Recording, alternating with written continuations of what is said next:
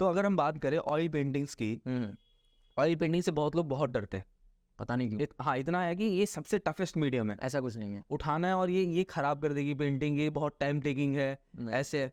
तो उनको, उनके लिए जितने स्टूडेंट्स हैं ना, उनको थोड़ा आराम से इजीली समझाओ, क्योंकि इसके तो आप मास्टर बन चुके हो। हाँ, इसको थोड़ा बताओ कैसे हैंडल करते हैं, कैसे संभालते हैं सब कुछ। कोई भी मीडिया हो, हाँ आपका चारकोल हो, एक्रेलिक हो, वाटर कलर हो, ऑयल पेंटिंग हो, ठीक है, ये जस्ट माध्यम है, हाँ ठीक है।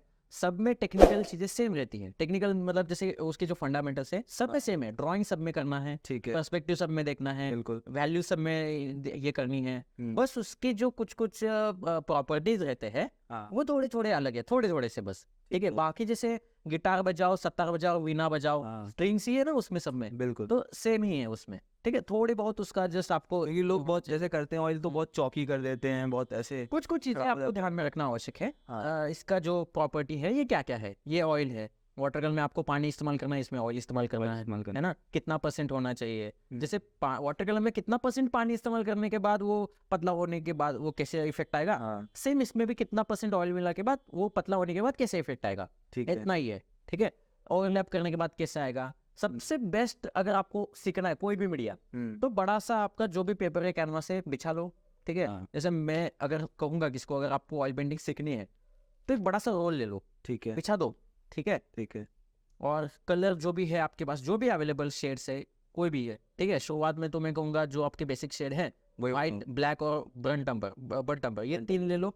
उसके साथ एक्सपेरिमेंट करके देखो क्या होता है। बनाओ स्केचेस वगैरह, कुछ भी बनाओ, उसको खराब करो, व्हाइट वाला पार्ट छोड़ना नहीं चाहिए कहीं भी। अच्छा। इतना बड़ा कैनवास है ना, 3x4 फीट का मान लो, तो कहीं पे भी आपका वो व्हाइट ब्लैंक पार्ट स्पेस नहीं नहीं छूटना चाहिए। हाँ। खराब कर दो उसको, देखो क्या होता है, ऑब्जर्व करो खुद, ठीक है। स्ट्रोक्स लगा के देखो, हाँ। प्यार से स्ट्रोक लगाओ, रफली स्ट्रोक लगाओ, थोड़ा फास्ट स्ट्रोक लगाओ, ठीक है। स्ट्रोक लगाओ, पैच लगाओ, थिक लगाओ, ट्रांसपेरेंटली लगाओ, एक के ऊपर एक लगा के देखो, 3-4 दिन बाद लगा के बाद देखो, वेट ऑन वेट लगाओ, ठीक है।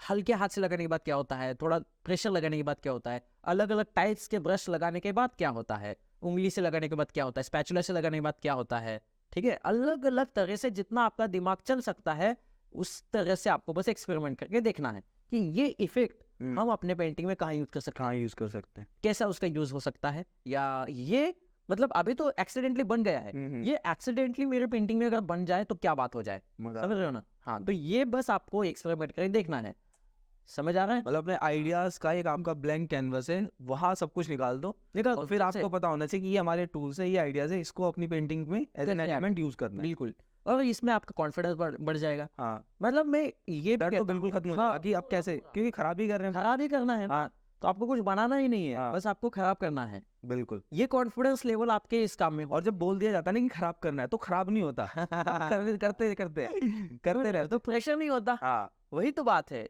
जब आप होली खेलते हो हाँ तो आप डर डर के होली नहीं खेलते, एंजॉयमेंट से खेलते हो, बिल्कुल। सामने वाले का बस जो ये है चेहरा है, उसको बस कलर लगाना है, उसका चेहरा बस काला हो जाए बस ये एम होता है, वो एम होता है ना। लेकिन जहाँ बता दिया जाता है ना कि गलत नहीं करना, हाँ। तो फिर डर जाते हैं, डर जाते, तब बाउंडेशन आ जाती है कि यार बहुत आराम तो से करना पेंटिंग पड़ेगा, आपको होली की तरह खेलनी है, बस आपको कलर लगाना है, अप्लाई करना है, डर निकालना है, डर निकालना।